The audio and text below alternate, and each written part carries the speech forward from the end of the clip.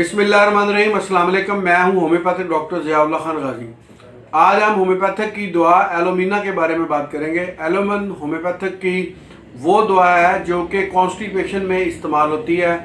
अच्छा, इसकी जो कॉन्स्टिपेशन में इस्तेमाल होने की ख़ास जो बात है वो ये है कि इसके अंदर मरीज़ को जो खाना होता है वो बहुत सख्त और खुश्क होता है, यानी कि खुश्की की अलामात साथ पाई जाती हैं और तकलीफ़ के साथ होता है एलोमिना में।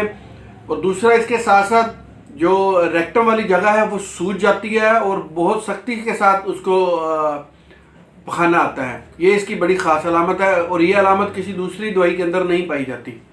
इसके साथ साथ जो कैंसर की दर्दें होती हैं, यानी कि अगर उसको रेक्टम के अंदर सोजश हो गई है या ख़वातीन को यूट्रस के अंदर सोजश हो गई है, तो अगर वहाँ पे कैंसर की अलामात पाई जाती हैं, यानी कि कोई ट्यूमर वगैरह बन गया है जिसकी वजह से स्टूल सही तरीके से पास नहीं हो रहा, तो वहाँ पर भी ये इस्तेमाल होती है। ये होम्योपैथिक की एक बेहतरीन मेडिसन है सख्त खाने के लिए और रेक्टम के कैंसर के लिए। और इसकी मेंटल सिम्टम के अंदर ये है कि इसका मरीज़ जो है वो सर्दी बहुत ज़्यादा महसूस करता है, लेकिन इसके बावजूद भी वो ठंडा पानी पीना चाहता है। उसको शदीद ख्वाहिश होती है कि वो ठंडा पानी पिए। ये इसकी बड़ी प्रोमिनेंट सिम्टम है। इंतहाई फ्लूज कैफियत हो जाती है, जैसे पैरालाइज पेशेंट्स के अंदर होती है, तो उन मरीज़ों के अंदर भी पखाना ऐसे ही सख्ती के साथ आता है और बहुत तकलीफ़ के साथ आता है।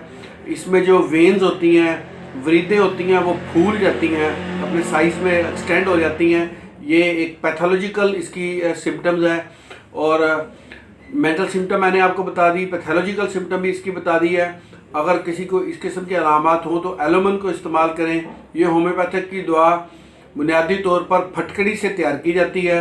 इन तमाम अलामात के ऊपर इसके बेहद अच्छे नतीजे हैं। इसको हम 30 फार्म के अंदर इस्तेमाल करवाते हैं, सुबह दोपहर शाम 5 से 8 कतरे एक घूंट पानी में। तो चंद दिन मतवातर इस्तेमाल करने से काफ़ी हद तक अलामात के अंदर कमी वाक़या हो जाती है। बहुत शुक्रिया। अल्लाह हाफिज़।